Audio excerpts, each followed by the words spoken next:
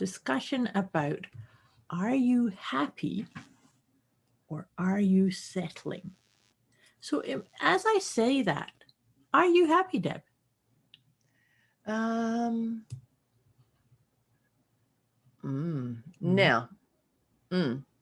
break down the word happy, because I have an emotional charge around the word happy.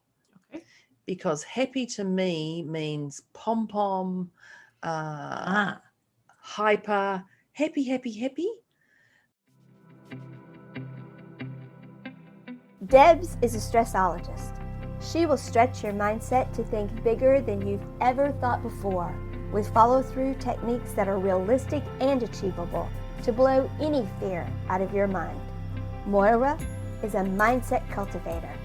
She will help you align your personal trinity of self-trust, inner awareness, and self-confidence so that you discover and share your unique gifts and purpose.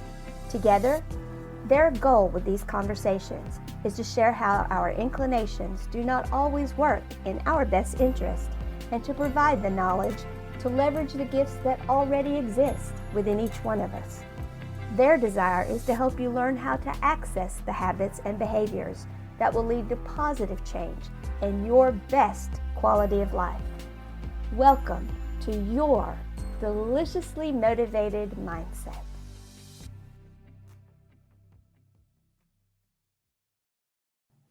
Hello, dear friends. Hello, dear Deb. Hi. Hi.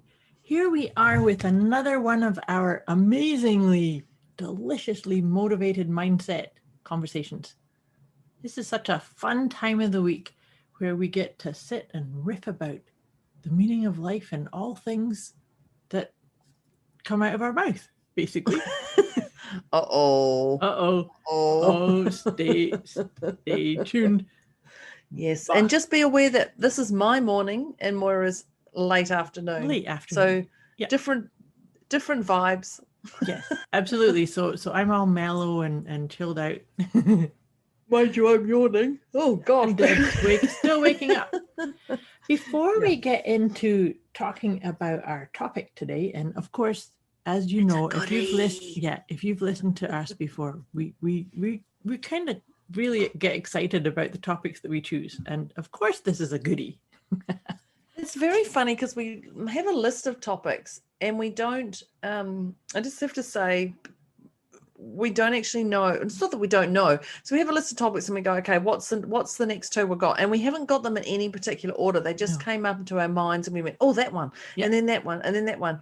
And so we really just trust that when we hit that list, we don't have to bump that one down, one or two or anything. We just go, and we literally just focus on that first one and we go, this is what we're talking about. Oh, yay. And away we go. But I felt the urge to share that. This is part of our process. Absolutely. Yes. But before we get into it, talking about, are you happy or are you settling? We like to just check in with ourselves, and we encourage our listeners to do the same thing and actually do this throughout your day, is to check in. How are you doing? How are you feeling? What, right here, right now. And we use a scale of 0 to 10. And 0 is where you're feeling completely calm, peaceful. I love that Deborah says poised. So at 0, you're feeling very poised and that connected. Poised, though. That moment. Yeah. Yeah. Just feeling pretty zen and pretty calm and connected with all that is for you. And then 10, of course, at 10 is feeling frazzled and freaked out and, oh my God, how on earth am I going to deal with this and what am I going to do and how and what and blah, blah, blah. And it is blah, blah, blah, because your mind can go, oh my God, like a hamster on the wheel. Exactly. Just like turning round and round and round of its own accord, in fact. So on that scale, and the point being is that we move up and down so quickly.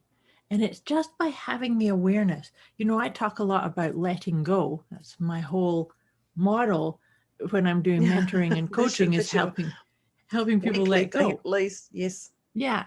So the one of the key ways of letting something go that doesn't serve you is to just be aware of it. be aware of the pattern or the fear or the phobia or the habit, the mindset, whatever it is, right? So all that being said, dear Deb, where would you put yourself? Uh-oh. Deb doesn't Deb, like it she's when just- I ask her to do the number first. I love talking about it, and then I'm like, it's my number. I'm actually going to say I'm 3.5. Okay. As she Excuse yawns. me, as I yawn. And the reason I say that, like we had a little chat before and I was great. Mhm. And since getting off the call, getting my puppy into the other area of the house, coming back, I could feel myself got heavier again. Okay. And it brought in my same energy of last night before I went to bed. I was just frazzled in my mind, tired, felt heavy. So I'm going to say a 3.5. I'm definitely not a 4, but I don't feel a 3 either. Okay. You know, because these numbers are really important. Like it's life or death that I get the exact number. Low. Not But so I'm really. going to say a 3.5 because I do feel a little bit heavy, emotionally. Oh, of course. What are we talking about? Yeah. Aha. See? Aha. Yeah. Okay. Yeah. 3.5. I'm going to. And what are 3.5. you? What are you? Well, I'm actually feeling really good. Although I feel like there might be something in here. So I'm going to put myself at a 1.5. Mm-hmm. And just let's see what transpires with this discussion about, are you happy or are you settling? So as I say that, are you happy, Deb?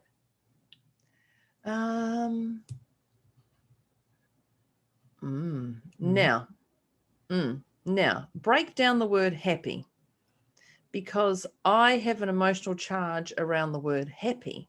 Okay.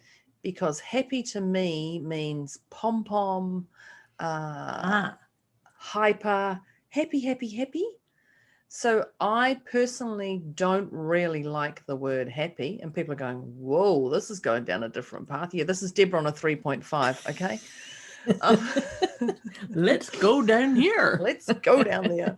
So happy is, you know, and I followed John DeMartini, Dr. John, and we say when you strive for happiness, you get sadness because you're striving for that pom-pom, that hyper happy. So I would say fulfilled or inspired would be my word instead of saying, am I happy?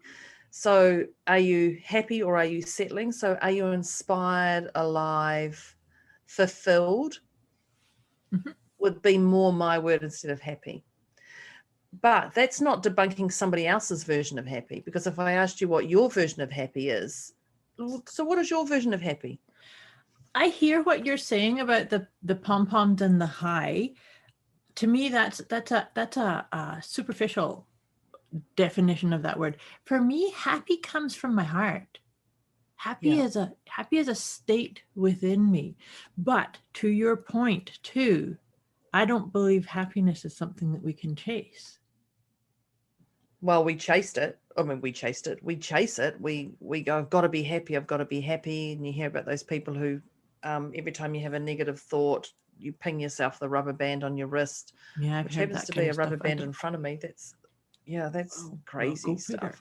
So, so here's the thing, because we're just going to go down the word on happy for the whole maybe. Right, you're settling and next. Yeah. But you know, the thing is that I hear you about some people, I have to be happy, and then maybe if I get that, I'll be happy. Maybe if I get that relationship, I'll be happy. Maybe if I have a baby, I'll be happy. Maybe if I get X amount of money in my bank account, I'll be happy. And so if I get married, if I get a boyfriend, if I get a girlfriend, when I get there, I'll be happy. But that's the constant chasing of it, and the actual, it's denying yourself the truth of maybe you're happy and you're not even just allowing yourself to drop into it right here, right now. Because the other part of it is we live in polarity. So if I am going to really say, yes, I'm happy, I also know that doesn't mean I'm going to be skipping around and waving these pom-poms and saying I'm high, right? Yeah. Happiness to me is a state of being that says sometimes I might shed a tear, but I'm not going to stay there because I'm happy. Does that make sense? Yeah. And okay, so when you were saying that, yes, it does. Yes, it does. It does. God, my words are. It does. It does. Yeah. It does. It does. It's some accent. When you were saying that, I was going, well, that's neutral, or that's centered, and that's balanced, because you're aware that, yes, that happy, but then also, yes, aware sad. Mm-hmm. So that to me is a neutrality, balanced, and that presence, I guess, when you're not happy and you're not sad. And I know Dr. DeMartini calls that love. And he calls that love is when you're not there and you're not, and I'm using my arms, people, and when you're not on the left and you're not on the right, you're actually in the middle. And he calls that love. And so that's neutral, presence, balance. But isn't that interesting that you said that? Because that totally resonates with me. I said to you that my feeling of happiness comes from my heart. And I'm pointing to my boob, everybody. Well, my heart, I mean. And I've got my hand over my heart. Yeah, and that's exactly it. So that's that. So maybe it's a word, maybe that word happy is a society word. Could be. That people go, oh, I just want to be happy. Yeah, I hear you. Instead of saying, I just want to be present. I just want to be okay with everything. Right. I just, because I guess it is, we say growing up to our children, are you happy? Yeah. And for my 16 years I've been with John, I have rarely debunked that word happy. When people say happy, I just go, oh God, you're striving for a one-sided perception that you want to be that pom-pom moment, because that's what I see as the word happy. But you're right, so if you say to people, are you sitting in your heart? Yes. Yeah. Exactly. Are you sitting neutral? Are you sitting okay with what's going on around you? Mm-hmm. But then that's different too. Like, are you okay? But then or are you settling? Because we've got, are you happy or are you settling? Yes, because the thing is that there's this feeling in here, and what we're discussing is that you were saying about people who say, oh, I just want to be happy. That then says that right now I'm not. Well, they're already programming, and they're programming it to other people as well, who then other people people go, oh, I'm not happy. And we go, oh, we need to help them. We need to fix them. We need to do whatever. We need to put everything we do aside to help them. They need our help. Happy. Help them be happy. Yeah. What do you need to be happy? Yeah. Instead of actually acknowledging what's really going on. What's the core issue? Yep. But I guess you can't. Well, I guess that's definitely a professional to come in and say that stuff, because sometimes when you untangle something with someone, they go, well, this is what's happened. And then you're left with, oh, I don't want to hear that you said that about my brother, or I don't want to hear that, oh my God, you said that about him, or whatever. Mm-hmm. But I do, who would have thought we'd be debunking the word happy right now? I know. That's not quite what I thought we were going to do. But here's the other piece that I'd love to hear what other people think. I would too, about what is their feeling of happy. But here's the thing, is that I think this is another piece around happy is not something that exists outside of you. Happy is a choice that lives within you. And to your point, if happy is a trigger, or it's a word that brings up something else other than that sit in my heart, that inspired, that feeling in alignment with my core essence, that's what I'm saying about what happiness is. And it is right within me. Whereas this idea of settling, could that not be then a person says, I'm not feeling it, but I'll feel it if I have that, or if I get there. That to me is almost like settling on an outer definition or description, as opposed to sitting and saying, oh, it's my choice, my decision, it's right here within me now. Right? Well, I guess when I see the word happy, I see and I go back to children's illustration books and things like that. It's the smiling, and it's that, what do they say, before you go on stage or whatever, and even if you're having a bad moment, put your game face on, go out and be happy. Okay, Mum, I'll go out and play in the playground and be happy, even though I've just hurt my finger and I have no food, and da. And it's that whole false pretense of being happy. Right. And I guess children's books go, are you happy? And they have a person with a big smile, or are you sad? And then they're crying. But those are two sides of the same coin, aren't they? They are. They are. So are you fulfilled? Are you sitting in your heart? Mm-hmm. Are you inspired? Are you sitting in your heart, or are you settling? Mm-hmm. Yeah, like that exactly. sounds. Are you settling for something that's come from your mind? Or maybe sometimes settling could be, so-and-so tells me that they're happy because they're in this relationship, or they've found their life purpose and their calling. And so therefore I have to do that too, because that's what the outer example is being shown to me. So to me, that's that competition, isn't it? Yeah.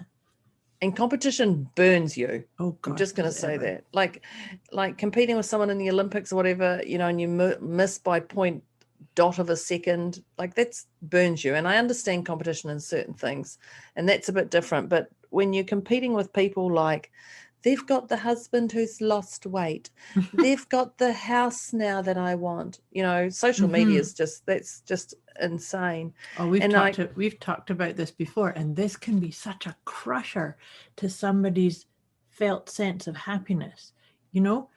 Can you feel it? I can think of many examples where somebody had said, well, I was happy and I felt good about where I was at, and I was then playing with my cat, and then I went and looked on Facebook and I saw all these people going off on holidays, and I saw this happening, and so then I realized that I'm miserable. Yeah, and then I'm not happy. Yeah, and, I'm not and happy. I hate my partner, and I hate my life, and all the challenges. So I've totally of everything. settled. So the whole 5 years I've wasted my life with this person who doesn't put their washing in the washing basket, and my life is, what's the point in doing anything anymore? Rah, rah, rah, rah. And so therefore I have totally settled, and I don't know what on earth is going to make me happy. And I just need to leave, and then that's not going to make me happy either. And yeah, you're definitely settled. Okay. Yep. So yep. So it's definitely, look, I can't believe we've even gone down this path. This is a great little one just to start it off. So are you happy, or are you settled? And so for me, are you sprinkled in glitter or in mud? And if you're sprinkled in glitter, are you sprinkled in glitter? Because glitter's something that lights me up. So happiness is lighting you up, or anything like that. Gee, that little dog make a noise then. Anything like that. So it is, are you happy or are you settled? And either way, it's okay. Yeah. I think the main thing is either way, it's okay. We can decide to be sprinkled in glitter or mud, or happy, fulfilled, or in our heart, or settled, because it's what you have right here, right now, that matters. And once you're okay with it, once you acknowledge that and go, you know what, it's not that bad after all, then you can decide if you want to move it or not, move the energy. Absolutely. So that is one of the favorite questions I use with my coaching clients is, how does this make me feel about myself? So this, this decision, this opportunity, this relationship, this situation, how does it make me feel about me? So does it make you feel excited, uplifted, covered in sparkle?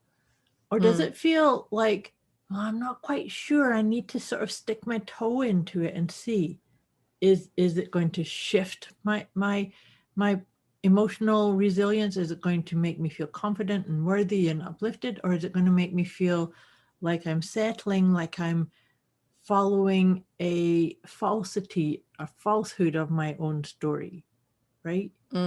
And again, these questions that we get into, There's it's a lot about of just- questions, people. I hope people got pen and paper today, because there's a lot of questions to be asking yourself. Just and saying. absolutely. And then it's the key piece to me is it's so important to ask questions and to get really in touch with your inner landscape so that you can show up and treat yourself with compassion, with love, with acceptance. Because if there is something that needs to change, so let's say you are settling for something that's not really in alignment with your best good. So Yeah. then you kind of go, you know, is how do I feel about myself here? And let's say, for argument's sake, you feel, oh, I feel a bit nervous. I feel a bit shaky. I feel a wee bit down. That's okay. The key piece is to have the willingness to look at what is it and then say, now what do I choose? Yeah. Willingness to look at it, and then Yep. what do I choose? Yes. Yeah. Yeah. And there is never any space for shame or, shaming, because that's the next part, right? People can oh, I suck because I didn't do that, or I did do that, right? Well, that used to be so easy for me, and now I can't do it. So Deborah does an eye roll like, yep. Yep. If we don't control our mind, and I'm not talking about control, you need to eat this, you need to not eat this, like control. If we don't control is such a heavy word. If we don't control our mind, maybe manage. Yeah, if we don't manage our mind will go on a Christmas tree light entanglement when we pack it away. It Good can analogy. go, I agree. we can all see that. We know Yep. that when you go, oh, Christmas come around. Oh no, who Oh, didn't look pack at the this. lights properly last time? It was you. It was Oh no, me. it's me. That's why I didn't put Christmas lights out for many years. Handle it. But if you don't manage your mind, it's just going to run and run and run. And it doesn't mean you need to put a gate to stop it. Just be aware of those little steps of what's going on, acknowledge them, and whatever it is that's running you, deal with it when you're ready. Yeah. But you must, we've talked about this. This is like the same thing we've talked about, is you must put that time aside and say, okay, in an hour, I'm gonna deal with this, or by the time I get to bed, I'm going to deal with this or something, and do it. Because if you don't do it, you've already honored it and acknowledged it, humble enough to honor it, and then acknowledged it, and then has said to the universe or your soul or whatever you would like to call it, I'm going to deal with this. I'm going to work through this. And you don't. You actually, it's a form of betrayal when we do that. A quick wee message before we get back to this episode. You can get access to a special gift Moira and Debz have put together for you. Go to deliciouslymotivatedmindset.com/gift. When you sign up, you'll receive instant access to an inner peace kit and the 30 Days of Wisdom program, both of which is intended to help you feel deliciously motivated right away. Go to deliciouslymotivatedmindset.com/gift. And you don't want to be betraying your soul. No, you certainly don't. But then you see that when we do things like that too, we're actually communicating to the core of us that we don't matter. Because we can break our word, or we don't sit and allow the feeling to process or to filter through and give us the insight. And then once we do that, it's about that honoring that experience. It goes. It's like, okay, good, you got it. Yeah, and it's just a self-worth to yourself. Precisely. Like, far out, you're worthy. And that's this is something that's really big. You are worthy, right as you are. I've talked about this before, about the symbology of the tarot, that one of the things that we see in certain figures in tarot iconry pictures is nakedness. Oh, But what that oh, 7-year-old boy comes out of me. Oh, aha, what that is reflecting is that you don't need any garb to actually be who you are. It's like you be you. No filters, no roles, no masks, no costumes. You are worthy because you're in this life. And for no other reason, you are worthy right here, right now. Doesn't matter what kind of relationships you have, what work you do, what work you don't do, how much money's in your bank. That's nothing to do with worthiness. Yeah, so even if you are happy or you're settling, you're still worthy of it. That's and it's okay to be settling, because that is your illumination time. Although there's a wee caveat here about settling, is sometimes people settle because they haven't fully embodied that self-worth, because they go, oh, I'm not worthy of this is all I'm this worth. This is all I'm worth. So I can only have this amount of sitting in my heart or accessing my core or feeling happy. But the moment you acknowledge that, then things change, because you've already started your healing process. The moment you go, oh, actually my worth is so low that this is all I'm settling for, is the husband who won't put his washing in the washing. And the reason I say this is because I had someone a couple of days ago talk about that, and I'm like, oh my God, not the washing in the washing basket again. That comes up a fair bit. Yeah, it's more common than we know. Not in my world, but in other people's world. Not in my world either. But we're settling for that, yes, and that's okay. But the moment you acknowledge it or illuminate it to that or whatever, then you can go, okay, am I going to do something about it or not? Yeah.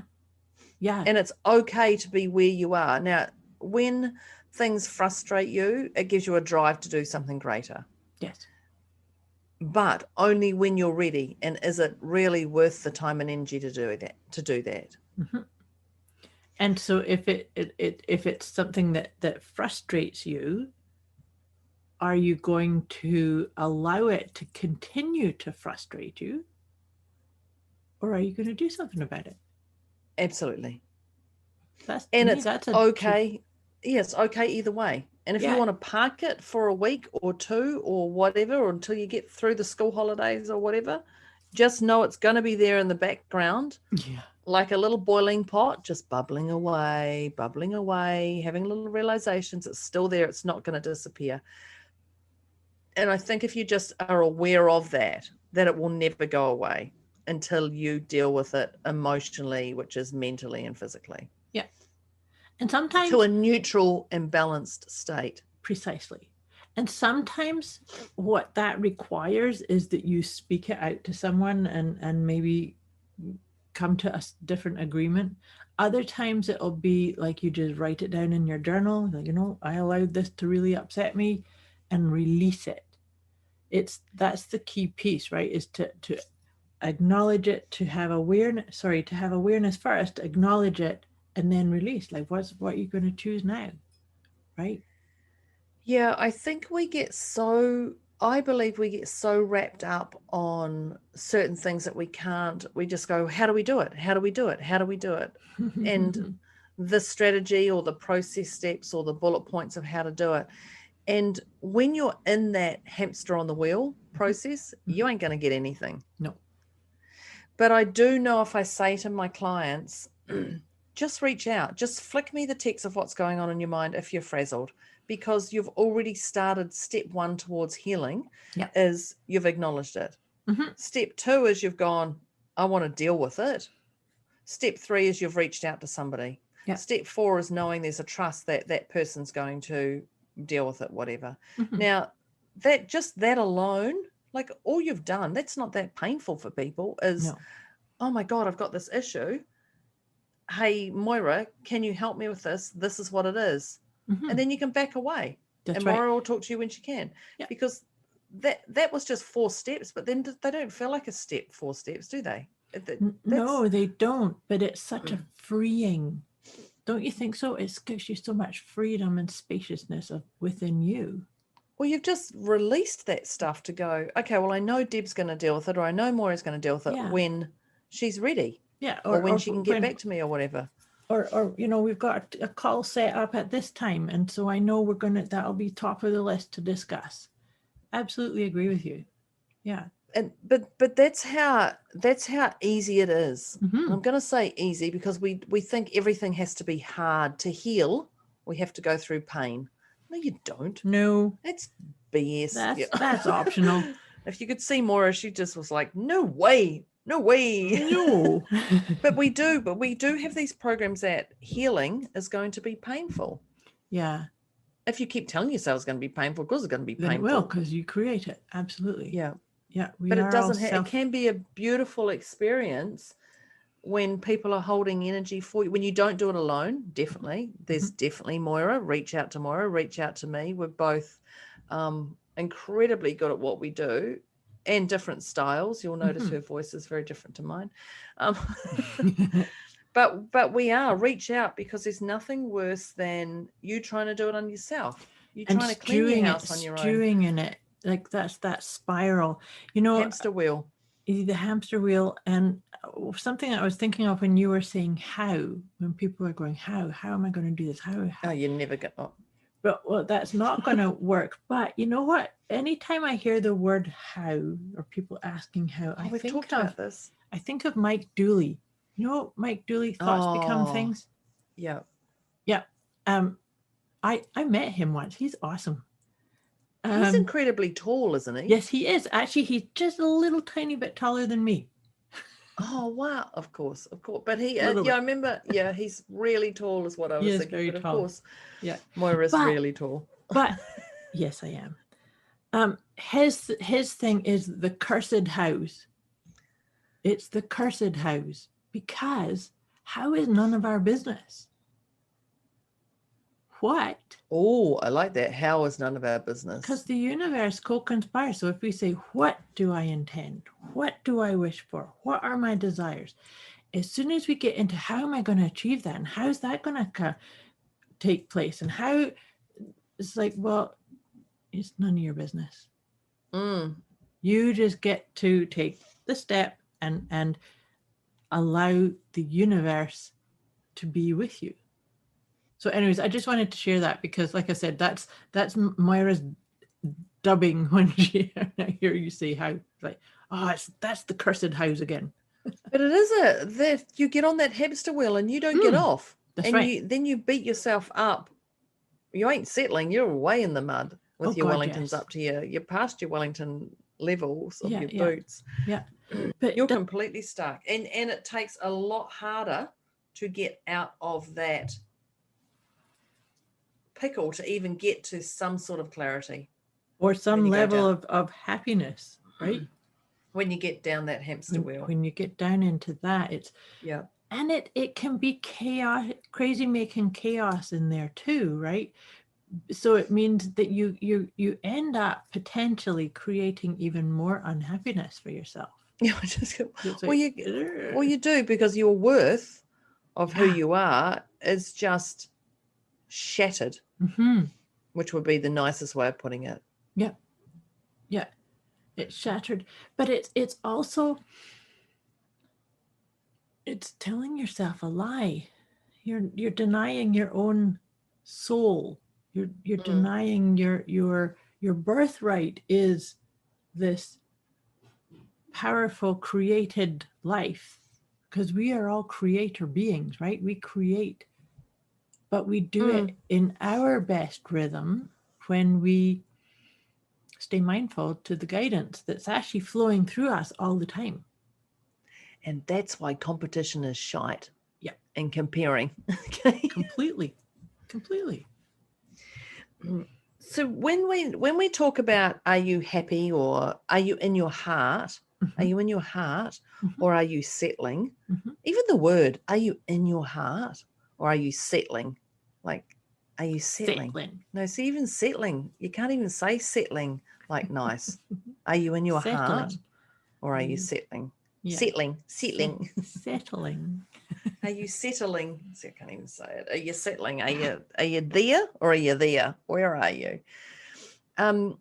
When we think about that, what would be your top tip to be in your heart, Moira? Deep breaths and put your hand right on your physical heart. I do this. I've been doing this for years. And the second I do that, even doing it right now, I get such a surge of warmth. This is me sitting in here, and then I can just focus on my breathing, because when we're in our head thinking, oh my God, I just want to be happy. I just want to be happy. How do I get to be happy? What is it I have to do? You aren't here. And so how can you drop into your heart when you're in your head going, right? And it is. It is. Yeah. Yeah. I love that, what Moira just said, because I had a lovely lady who I spoke to at the weekend, and she'd been passed through someone else and said, look, just talk to Deb.